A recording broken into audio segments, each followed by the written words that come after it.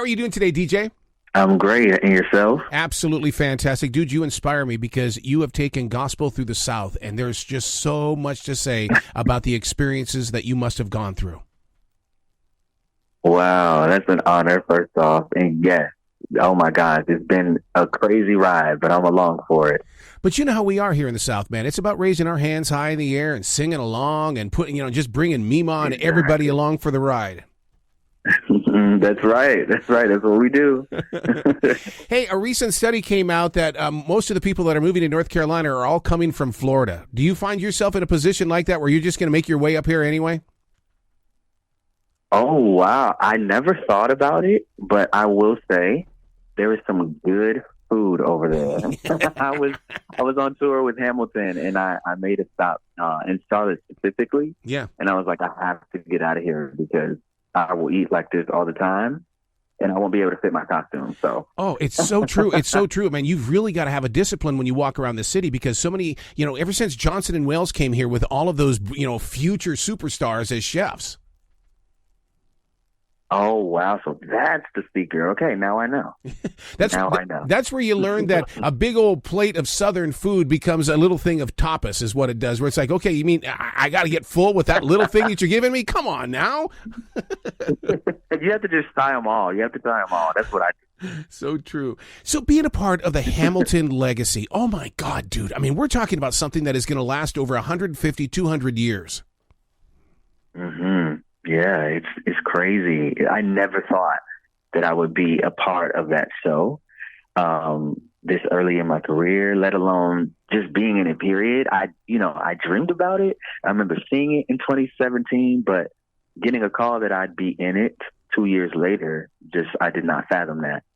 Because it's such unique music. I mean, I can't imagine what you went through with vocal training in the way of bringing those songs to life, because we're all spoiled. We've seen Hamilton and it's like, okay, now you're going to bring it to my town. I want that same experience every time.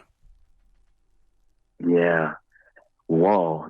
The fact that, we were doing that, every night in a different city, and people had seen it originally on Broadway, or some people were seeing it for the first time. The way that it's so consistent across the board, and the way that they have the knowledge printed, and they keep it close to them, and they keep it so accurately. I mean, it's the most intricate show I've ever been in. Yeah. But in order for people to have that experience that they, saw on Broadway or that they saw on Disney Plus, there has to be some type of people in that are staffing it who want that experience to be consistent, and they definitely do that. I mean, it was difficult, but it was some of the most grounding experiences I've ever had. Well, look at what you've done with the lyrics of a song, because even with gospel, you've got to share a story. Then when you're with Hamilton, you've got to bring that story to life through body movement. How is it that you're evolving into this moment, and would you find yourself on Broadway? Wow. I mean, Broadway is definitely a goal that I've always had. I enjoy exactly what you just said, is bringing your heart and your soul through movement and through a song and through a story. It's everything to me. There's nothing like it. Being a singer and a songwriter with my own original music, I love being in the studio, but there's nothing like telling a story on stage. So I would absolutely love to be on Broadway in some capacity, hopefully really soon.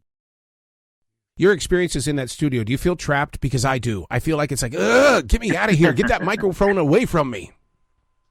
Oh, wow. I mean, I think before I started making albums, I think I had to learn how to come into my own voice and not be scared of putting the headphones on and hearing what I sound like, or recording some vocals and hearing what I sound like afterward.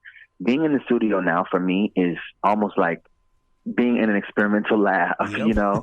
It's fun. I love trying out new things. I love creating like 50 stacks of harmonies in the studio, and the engineer's like, DJ, what are we doing here? I don't have any room. I love that. I love that aspect of going in and creating something from nothing. Yeah. It's so fun to me. So, but when you start layering your voice like that, do you ever think about how am I going to perform this live? Are we going to have music in the background and it's pre-recorded? Oh, I'm always thinking about that. Yeah. When I'm doing an album, I'm always thinking, okay, can my singers do this live? What are we going to need in the background? Are we going to need stems for this? That's the fun part. I think it's so fun. So I enjoy every second of it. How much are you in love with harmony? Because I've been told so many times, stop. It's not all about the harmony. Oh, man. Harmony is like, it's everything to me. Me too. I'll create a verse or a hook or something, and I automatically, my brain goes, okay, do we need harmony here? Do we need some layers here? What can we do here? It's so much fun. I read a story one time about the Andrews sisters from way long ago, and they said that they couldn't even listen to the radio because every song that came on, they wanted to harmonize with it. I'm guilty of that. What about you? Absolutely, 100%. I do that all the time. I do it all the time. Heck, I'll even make up new words. I'll sit there and say, this is my song now. I'm just going to rewrite the words to make it mine. Exactly. I honestly think that's what got me into harmony. I would listen to records and harmonize with them. And I think that's what kind of trained my ear into harmony, besides singing in church. But absolutely. Isn't it kind of weird how you trained yourself to listen beyond sound? I mean, everybody gets this one particular song that they've delivered, but yet your ear is listening. You could be listening to a bass beat or a saxophone. Exactly. The ear is incredible. I mean, the ear, the brain, our just our human instincts are just incredible. And I definitely soaked all of that stuff in church, singing in the choir, singing different parts. It definitely helped being an artist and being a singer. Did your mother have a nickname for you when you were 5 years old? Because my uncle used to call me Show Off all the time because I was always showing off. To me, that was just the entertainer inside of me. So your mother seeing you at 5 years old, what did you have a nickname? Oh my gosh. Not that I can think of right off the top of my head. Oh my goodness. My grandfather, my dad's father, used to call me Hollywood when I was younger. See, they did see it. So that's one thing that I could think of. See. It's like he knew, like that one, he's going to be a performer. When did you know that you were going to be that artist? Because I mean, it doesn't just click on. It's a feeling that you get that grows inside of you. I would have to say I did this gospel theatrical stage play when I was younger, probably like 5. And I was very afraid to sing still at that point. So that kind of got me out of the stage fright. It wasn't until high school, I went to a fine arts school, and I was around so many people that enjoyed performing and singing and acting and dancing. And it brought something out of me that I didn't know I could experience. I did my first Broadway musical in high school, and it changed me forever. Wow. And I think that's when I knew that I needed to do this all the time. Wow. Where can people go to find out more about you, DJ, and give you a lot of love? You can check me out on Instagram. Who is DJ Young? It's who is IZ, DJ Young, DEEJAYYOUNZ.